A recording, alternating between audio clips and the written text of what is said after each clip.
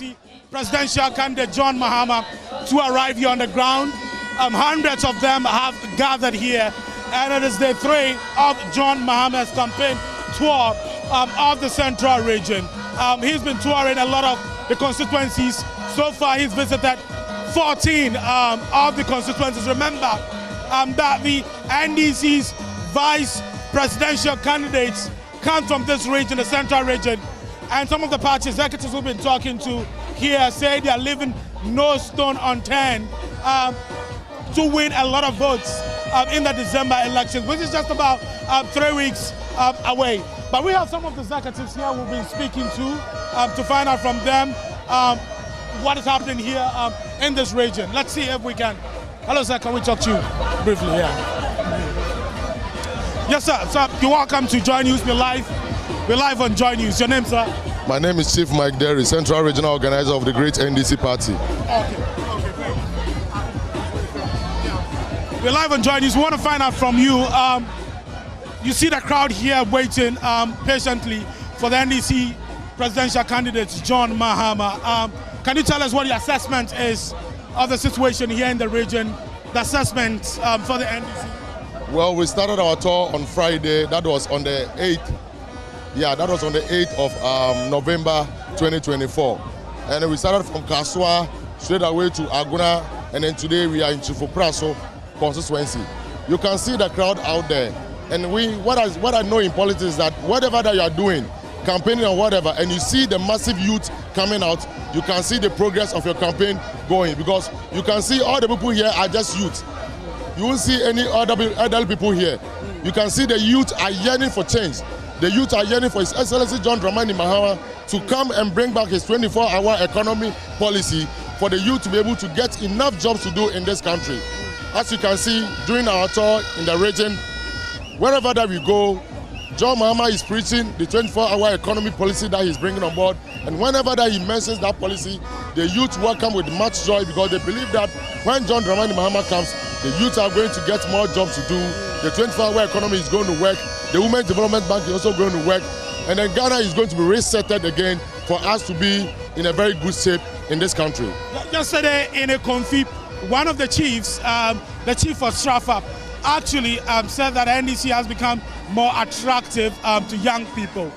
Is that what you see, and what do you think is making the NDC now very attractive to young people? Well, before His Excellency John Dramani Mahama came to start his tour, I've been touring with Honorable Ato Forsen and then Sami Jefi in this region.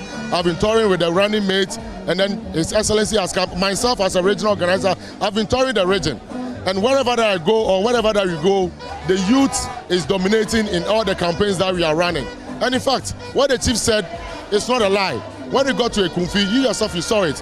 And then Ekunfi has been declared, like a non-starter, because Ekufuado himself has said that because Ekunfi didn't vote for his candidate, that's the former MP, he himself is not bringing any development there. So you can see yesterday in the Ekunfi township, they all stood up, came into their numbers, and as the chief confirmed that, look, and this has become more attractive. It's very true. You can see, my brother, with yourself, as you are touring, have you seen any adult people around? You don't see them more. You see mostly all the youth coming out in their numbers to support John Mahama 2024 for president campaign. And it's going and it's ongoing well. We believe that at the end of the tour, at the end of the day, when the vote is being done on 7th December 2024, John Dramani Mahama will be declared, and the region has set an agenda 20 seats for His Excellency John Dramani Mahama, and we know that we are going to deliver the seat for His Excellency John Dramani Mahama and the great NDC party. Thanks for talking to us. Once again, you are the Central Regional Organizer of the NDC. Yes, please. Thanks so much for talking. You're most welcome. Okay, great. So he's been talking a lot about young people. We'll be getting down shortly to interact with the young people that he speaks of. The young people that he has been speaking of. Hello, sir. What's your name? I'm Benjamin Coleman, the communication officer for Mfantsipim School constituency. Oh, okay. Yes. So you're a communications officer for this constituency? Yes. Tell me, what are the main issues you think will play out, in these elections here in this constituency, in the parliamentary elections? All right, thank you very much. In fact, Mfantsipim School, since the inception of 1992 democracy, NDC has consistently won elections with respect to the parliamentary elections. It was only 2016 that, due to the wind of change, we lost the seat. Now we gave the seat to NPP for the first time in 2016. And surprisingly, the MP who was on the ticket of the NPP performed abysmally. So the people of Mfantsipim School re-entrusted their trust in NDC parliamentary candidates again. And by the grace of God, our candidate, Honorable David Vondi, won the election. And the truth is that, though he's an opposition MP, but I'm telling you for a fact that he has done a lot of things that historically no member of parliament has done before. One is that as it stands now, he has been able to train about 3,000 youth in artisanship, like being seamstress, hairdressing, and all sort of artisan crafts and all that. So seriously, this member of parliament has done a lot. Apart from that, he has been able to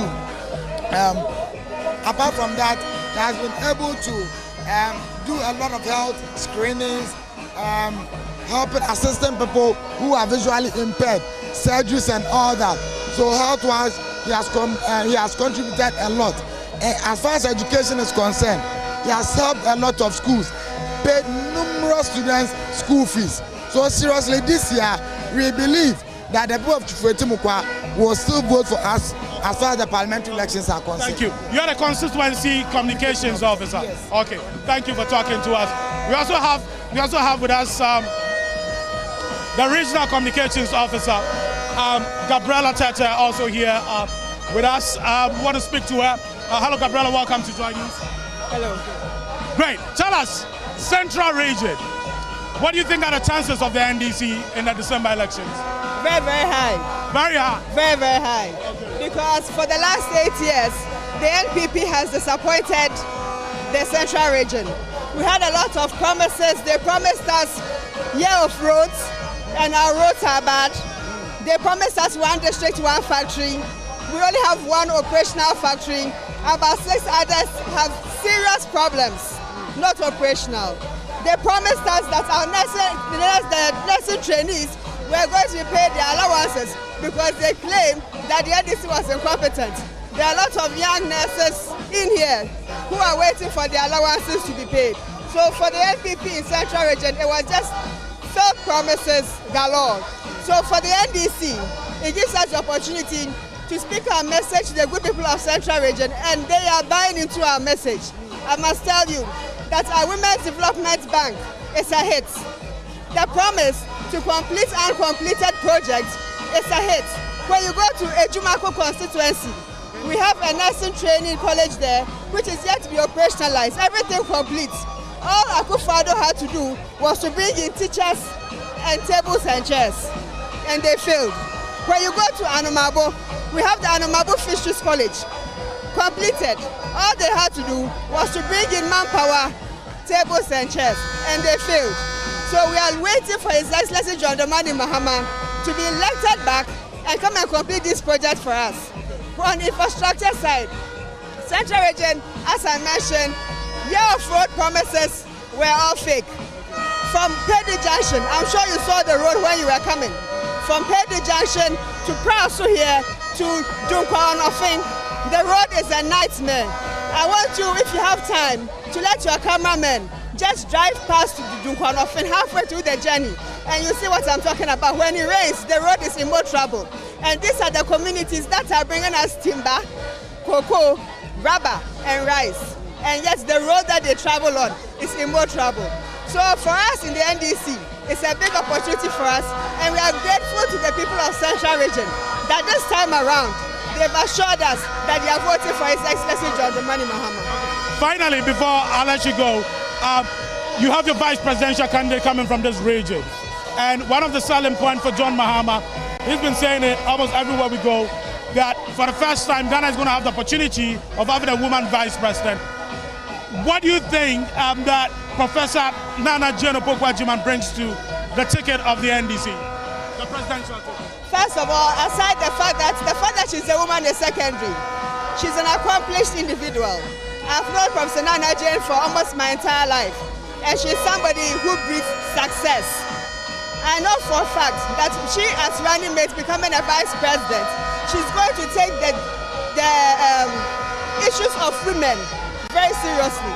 We're in a country where if you and I go and apply for a loan in a bank, the chances of you getting it is higher than me just because of my sex. But that should not be the case. It should be about my ability to pay. But sometimes I don't meet the requirement because I don't have collateral in my name. So she coming on board, we're going to champion the issues of women, from cultural issues to financial issues to societal issues that have become a problem for the advancement of women. And that is what she's bringing to the table. Thank you for talking to us. So he just had a Central Regional Communications Officer of the NDC, Gabriela Tete. Gabriela Tete talking to us.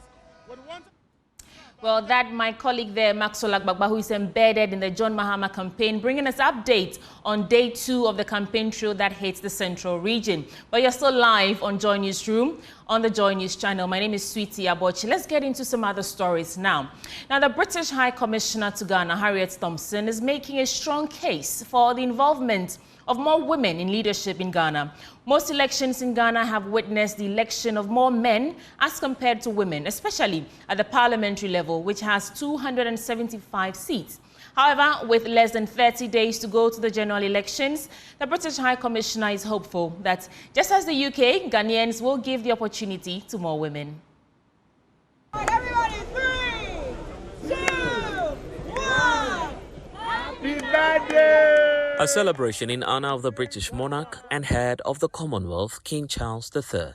This year's anniversary brought together friends and members of the Commonwealth who converged at the British High Commissioner's residence in Accra, not only to celebrate, but to reflect on the mutual interest of the Commonwealth.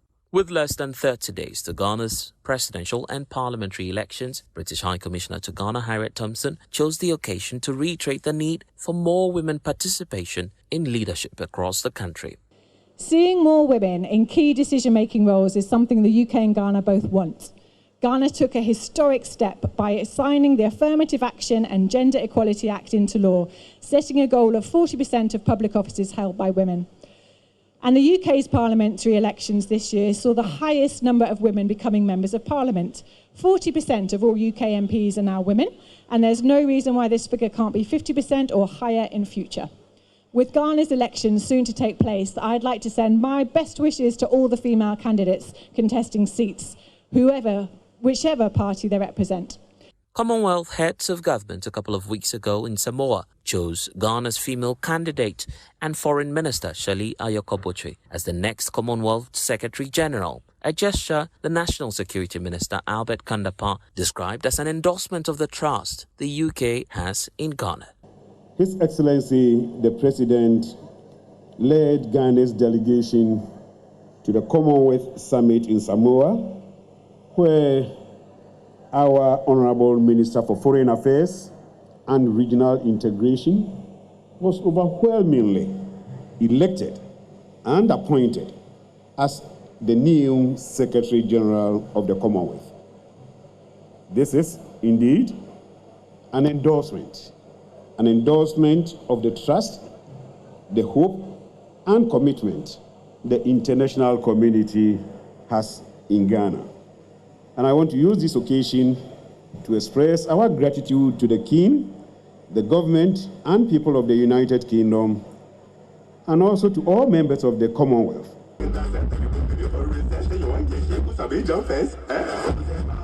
And as expected, the event was filled with fanfare, with many Ghanaian creatives showcasing their talents in arts and culture.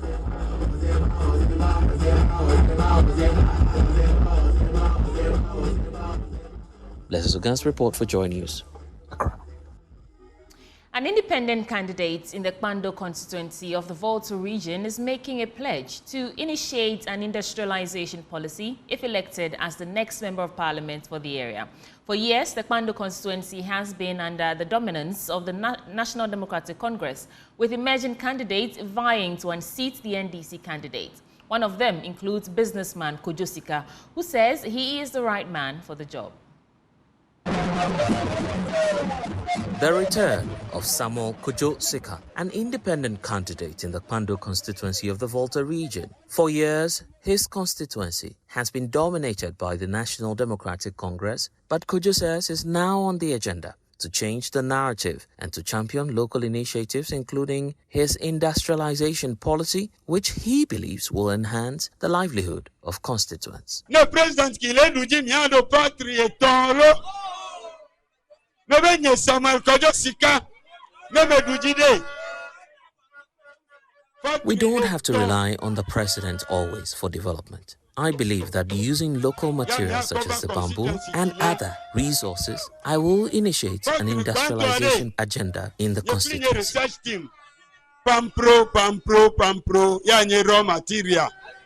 Ya uko wa toilet roll. Tissue paper. In the last elections in 2020, Kojosika received 8,221 votes, representing 29.94%, while the incumbent MP Dela Ajwa Soa garnered 13,582 votes, representing 49.46% of the total votes cast. With less than 30 days to the 2024 general elections, Kojosika and his supporters remain hopeful that this year's election will go.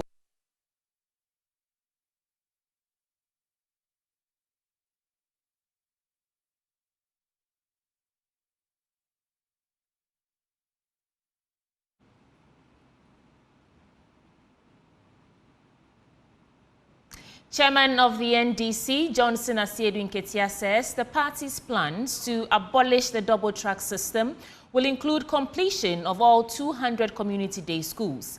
He says the school, when completed, will offer more space for the huge number of students who qualify for placement under the free senior high school policy. Nanaya Ojima toured the Ashanti region with the NDC chairman and filed this report. The first day of the phase 2 of Asiedu Nketia's retail campaign made stops at Secha From Plains, Edra, Efija, Secha East, and Kwabri East constituencies. Communities, some of whom were hosting the campaign for the first time, came out in their numbers. At Edra Secha Dumase, the NDC chair reminded electorate of the government's failure to complete all community day senior high schools initiated by the John Mahama administration. He was emphatic of the party's support for the free SHS policy and rating intentions to deliver the schools initiated. Aya double track here. A big school. Na hoji miensa. No about betre fie busu mensiano. President Mahama say.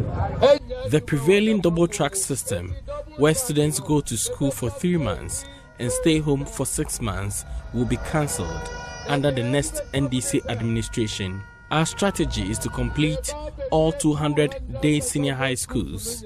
This will ensure students have access to education. There will be enough dormitories, classrooms, and all amenities to ensure they all go to school in the same period. On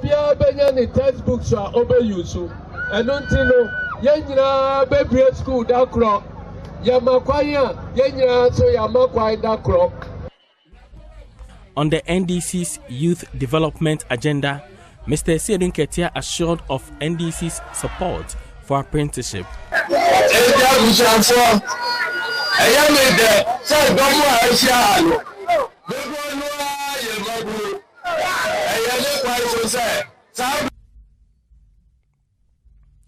I am happy to find a lot of young people here.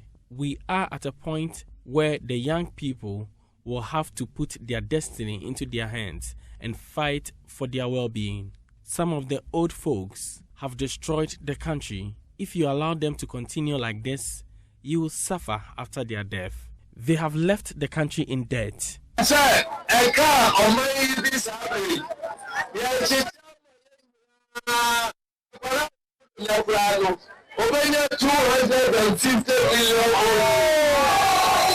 The NDC chairman intends to visit some rural communities in all constituencies of the Ashanti region, galvanizing votes for the party.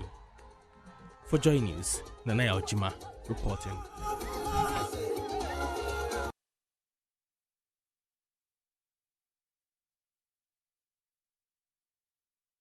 In other stories, Chief Justice Gertrude Tokono has directed the immediate reopening of 4 courts in the Upper East region. This decision follows the earlier closure of 7 courts in the Boko Township and surrounding communities due to recent disturbances causing multiple clashes and deaths. However, in a statement issued by the Judicial Secretary, it noted that based on the Chief Justice's earlier decision, she has now directed the reopening of 4 courts for business with immediate effect. And according to that statement, the statement, as you can see on your screens right now, it says registrars of the above-mentioned courts are kindly requested to take note and resume the operations of the court accordingly. Please accept the compliments of the Honorable Lady Chief Justice.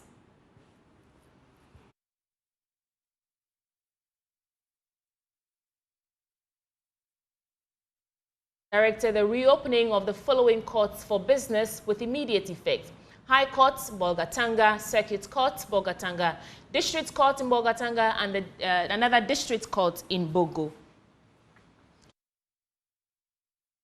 29th October 2024, informing you of the decision by the Honorable Lady Chief Justice to close a number of courts in the Upper East region due to the conflict situation in Boko.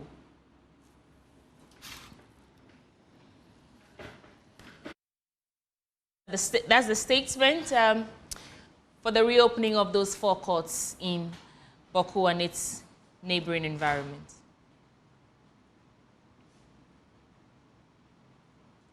Now, moving on, our correspondent Albert Sorry joins us via Zoom from the Upper East region. Albert, many thanks for joining us. What more are we gathering about the reopening of the courts? Yes. So, when the initial closure of the courts was announced, the general reactions we got from people in the Upper East region was that, considering the fact that Bolgatanga and Bongo were not too close to the conflict area, which is in Boko, there was no need for the courts in these 2 areas to be closed, primarily because they are not in close proximity to the conflict zone. These were the reactions we got generally from members of the public and even some lawyers and people who had cases in the court. And so it appears that the Chief Justice is looking at this and changing the earlier decision, and therefore reopening the courts in the Bongo and Bolgatanga areas, because these are not areas that are affected directly by the conflict. They are too far away from Boko to be affected generally. And so this morning our checks show that there are still some sorts of disturbances because gunshots were heard in Boko. That could also explain the reason why the courts in Boko and its close neighbors, which are the Sebila, Boko, Garu and Timpani areas. These are areas that are sharing borders with the Boko municipality, and that will explain why the Chief Justice has decided to allow the courts in these particular areas to be closed. You said this morning we heard gunshots, just for clarity. Is that what you said? Yes, this afternoon. This afternoon? There were reports of some gunshots being heard in the Boko Township. We do not know if anybody was killed or injured. Just heard. I mean, it has become normal for gunshots to be heard in the action. But still, big thanks for that and surrounding districts in Garu and Timpani and Pusigai and Zebila to remain closed. Thank you so much. We will reconnect with you in a subsequent bulletin for more details on that. But thanks. Well, in other stories, Finance Minister Mohamed Amin Adam says Ghana's economy is back to the pre-COVID growth trajectory. The recent meltdown of the economy forced governments to seek a $3 billion bailout from the International Monetary Fund, which experts say will be crucial for a recovery of the economy. Speaking at the launch of the France-Ghana Economic Reports for 2023-2024, Mohamed Amin Adam lauded the French government for their support in helping Ghana secure its external debt restructuring. Economic partnership is at the heart of diplomatic ties between the Republic of Ghana and France. To provide an insight into the status of economic partnership between both countries, the 2023-2024 France-Ghana Economic Report has let out data which explains the volume of economic exchange happening between both countries. As far as development financing is concerned, I have been briefed that over the last 30 years, the French government has supported Ghana with over 2 billion euro in various facets of our development. And I'm always happy to say that this economy has come back. The economy has rebounded strongly. A growth rate of 5.8%, half year 2024, is by 0.4 percentage points more than the growth rate half year in 2019. What it means is that we have come back to the pre-COVID growth trajectory. And that is a demonstration of how the economy has come back. According to the report, French foreign direct investment in Ghana amounted to over 2 billion euros in 2021. However, there are hopes that this figure would increase in the coming years. It is my diplomatic role to convey the message that FDI have to come back to Ghana. FDI are key, Honorable Minister, to ramp up the recovery of this country. As Ghanaians head to the polls in December for general elections, the French government is hopeful that the exercise will be peaceful in a bid to boost investor confidence. Ghana is known for being the cone of democracy in the region and beyond. And it's important that it continues to promote democratic values and respect for constitutional order. I wish Ghana fair and transparent elections, and I know that all of the goodwill of the country will be mobilized, Honorable Minister, for this.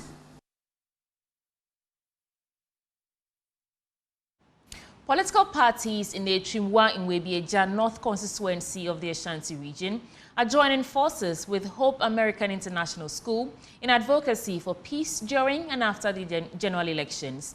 Their collaboration aims to foster understanding and unity within the community, ensuring harmonious electoral process. There is more in this report. The political parties participated in the peace campaign walk, including the NPP, NDC, and Movement for Change. They engaged with community members in the streets, bus stations, and marketplaces. Their efforts focused on promoting and advocating for peace within the community. Principal of the American International School, Samuel Atabwatin, emphasized the importance of promoting peace in Ghana as the general elections approached. We are embarking on a peace walk.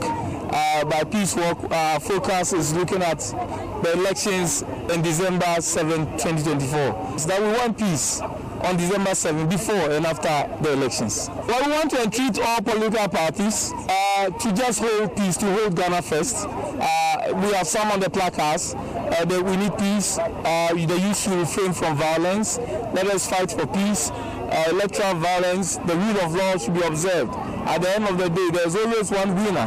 Whatever it is, whoever it is, let us concede. If it happens, and the voice of the people, they say the voice of the people is the voice of God. If the people speak, that is what it is. We should accept it in good faith. And so basically, the chair have said it all with all the placards. But politics is not about violence. Politics is not about you and I, let's battle it out. It's about the people.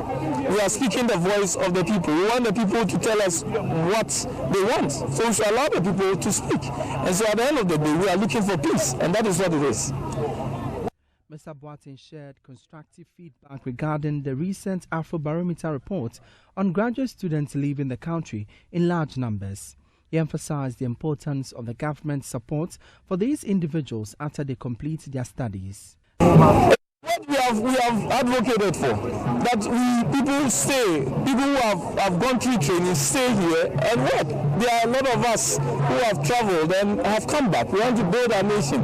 And so the voice is there, it's very clear. We should get our people to stay here and help the nation to develop. We would prefer to get people who can design t-shirts, people who can design, manufacture, entrepreneurial skills. We should support them to help the nation instead of getting people out. The brain drain. A lot of people are traveling out, and we need to we sing that voice. We need to speak out so that we get people to come back home and support us, so that we can build our own nation. The students and political parties share their views on the peace campaign. Because I know such as Cote d'Ivoire, Burkina, there's war in their country, so we want to maintain the peace. As a student, what I hear to hear from the political parties is that we are one Ghana, one people. Our culture are the same, they are similar in the rest. So once the peace to maintain in Ghana, so that we can move on. David Opoku's report for Joy News. Director of Strategy and Innovation at the Education Ministry is urging parents to encourage their wards to prioritize STEM education. Aaron Chumakwabwa believes this will empower the youth to develop inventions to tackle societal challenges such as illegal mining. He made these remarks on the sidelines of the G-STEP Public Sector Roundtable. Joan Nyame has more in this report. In recent years, Galamsey has severely affected mining communities. Efforts from public and private sectors continue, though progress is challenging. STEM education is emerging as a key solution with the potential to provide access to clean water and create sustainable careers, shifting youth focus from illegal mining. At the G-STEP Public Sector Roundtable, Mr. Aaron Kwekuchum Akwabwa highlighted the long-term benefits of STEM. The short-term money of Galamsey is not worth it to keep your pilots in the ground. The short-term money of Galamsey is not worth it to keep Ghana's next chemist in the ground. Get your children out of the ground. Have your children go to school, have your children involved in STEM education, and then you won't need that short-term money of Galamsey. Director of Science Education Unit at the Ghana Education Service, Olivia Sewa Opare, lauded the G-STEP challenge in whipping up interest in STEM education among pupils. It is a good platform for bringing STEM educators together to share ideas on one, good practices, and then we also looked at our challenges and how best we could have solutions to our challenges. On her part, the founder of G-STEP Challenge, Constance Ajiman, expressed gratitude to stakeholders in STEM education, noting that their insight will support the integration of G-STEP into schools' curriculum. We want to be able to integrate G-STEP better into the curriculum.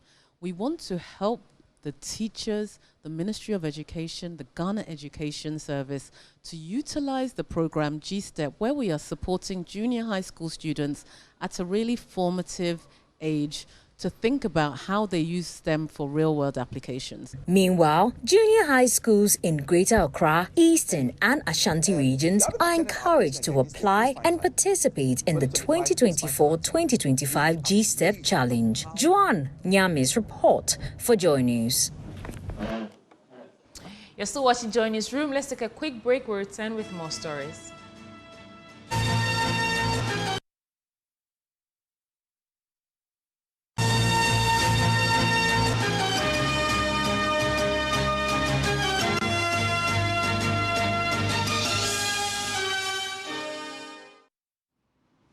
You're still live on Joy News channel for Joy Newsroom with me, Sweetie Abochi. Moving on with other stories, Mfantsipim School in Cape Coast has held its 148th Speech and Prize Giving Day with a call on major stakeholders to redefine strategies to include entrepreneurship as part of ways to meet the demands of the economy. This call was made by Dr. Alex Atokra Boateng, a member of the 1994 year group. There's more in this report by Central Regional Correspondent Eric Asante. There was excitement and pride at Mfantsipim School as students old boys and guests gathered for the school's 148th Speech and Prize Giving Day, held under the theme 148 Years of Advancing Educational Excellence in Ghana, the Future. The 2024 Speech and Prize Giving Day coincided with the school's winning of the National Math and Science Quiz. The school's ground came alive with most of the people dressed in black and red. The headmaster of the school, Reverend Ebenezer Edu, paid tribute to the school's legacy, emphasizing its role in shaping future leaders. He commended the students for their resilience, dedication, and pursuit of excellence. Our WASSCE results have improved year by year. Last year, 94.6% of our students qualified for tertiary institutions, as against 89.7% in 2022. We are hoping for an improved performance this year. He praised the old boys for their contribution towards the development of the school. To our distinguished old boys, your generosity has been remarkable. Through your financial contributions and various interventions, you have demonstrated that the bonds you formed within the walls of this school transcend time. Delivering the keynote address, the guest speaker, Dr. Alex Atakora, Mobile 94, urged the Mfantsipim community to aspire beyond the sciences. Our institution's commitment to nurturing critical thinking, curiosity, and ethical character has been instrumental in shaping the minds of many generations. As Mfantsipim stands on the cusp of the future, our educational focus must evolve beyond traditional curricula to equip students for a rapidly globalizing world. Future leaders need to be agile, compassionate, and well-versed in global issues, technological advancement, and sustainability. Mfantsipim has a proud tradition of fostering such qualities, and we must continue to champion not only the sciences, but also entrepreneurship, the arts, digital literacy, and leadership. Mr. Emmanuel Esuman, the Central Regional Education Director, hailed the school's success in the 2024 edition of the National Math and Science Quiz, underscoring its importance to the school and the Central Region as a whole. Mfantsipim has made me proud, and I'm saying that Mfantsipim made Central Region proud. We are saying that Central Region is the citadel of education. So they started this program, this is the 31st year, and it's the first time Central Region is hosting NSMQ.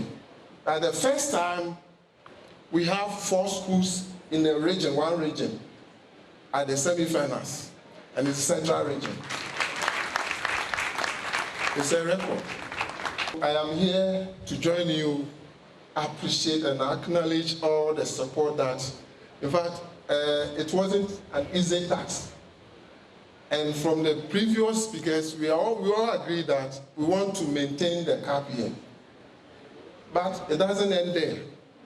If we want to maintain, then we all have a collective responsibility to come on board to make sure next year we host, not only hosting, we win. Highlighting the day's activity was the awards presentation, where students in academic and extracurricular activity were honored, while teachers were recognized for their dedication and excellence in nurturing the young minds.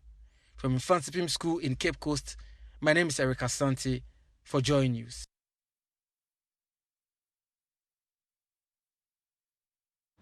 Still to come, some business stories, but right after this break.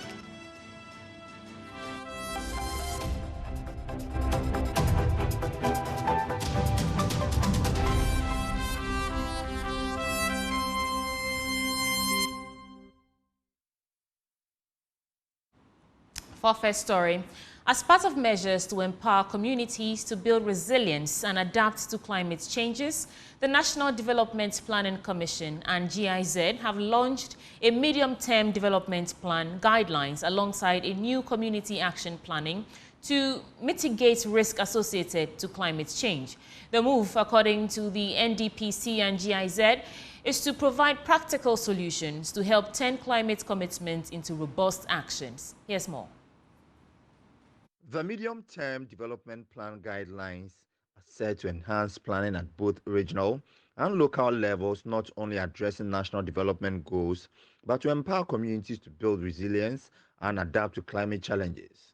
The MTDB guidelines offer a framework to support district assemblies in their 4-year planning cycles, ensuring that strategic planning aligns with national priorities. One has to do with implementation.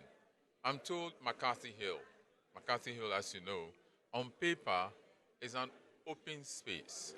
We have to leave it open, leave the rabbits and the grass cutters to jump around because of what we call this being an earthquake zone. But today, look at the place. And sometimes it's not that we don't know, we know, but it has to do with implementation. So the issues of spatial and all that, you go to a district, it's actually mapped. And it says that this is clayey soil, so don't put a skyscraper there. And it's all about discipline, it's all about understanding the process and so on and so forth. So these are challenging, but we are doing our best in terms of the mapping. The initiative is a collaboration between the Participation and Integrity for a Resilient Democracy program, the Resilience Against Climate Change project, both under the GIZ and co-financed by the European Union and the Swiss State Secretariat for Economic Affairs.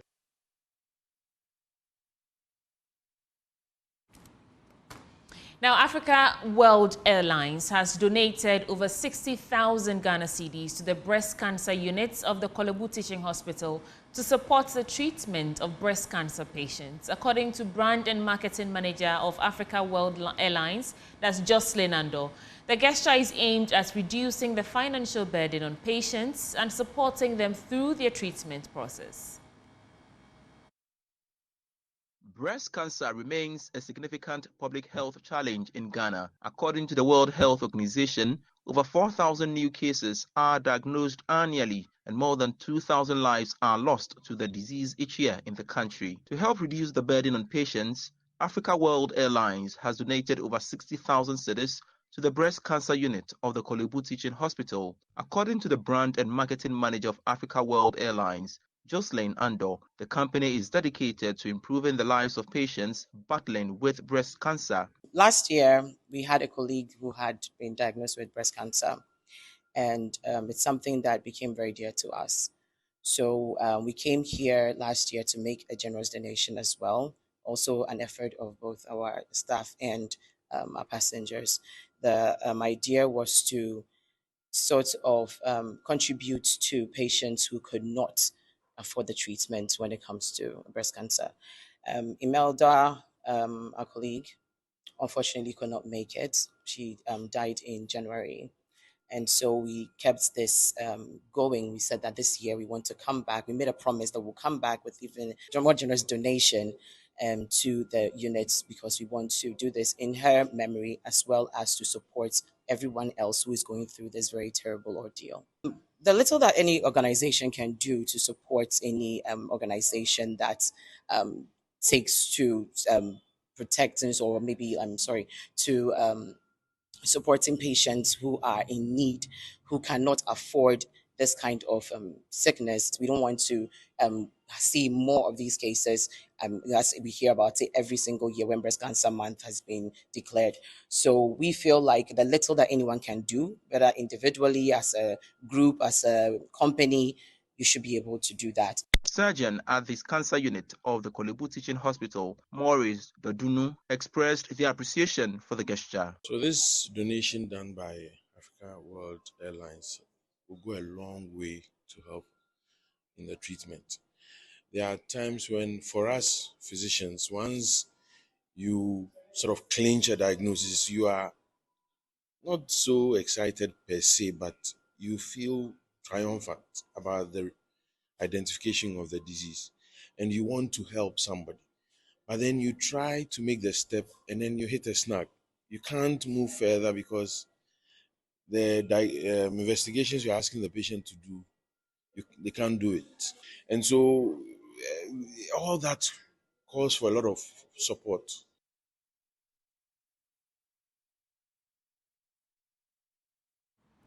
And that ends it for the bulletin. For more news, do log on to myjoyonline.com to keep you informed and updated. My name is Sweetie Abochi. Enjoy the rest of your weekend.